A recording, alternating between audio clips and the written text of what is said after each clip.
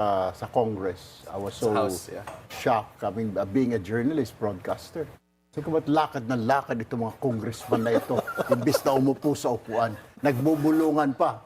Sabi ng isang congressman, naghahanap yan, tinatanong ko, mayroon ka bang budget yan para sa mga tulay? Bigay mo sa akin, bayaran kita ng 20%. Sabi ko, yung pala yun.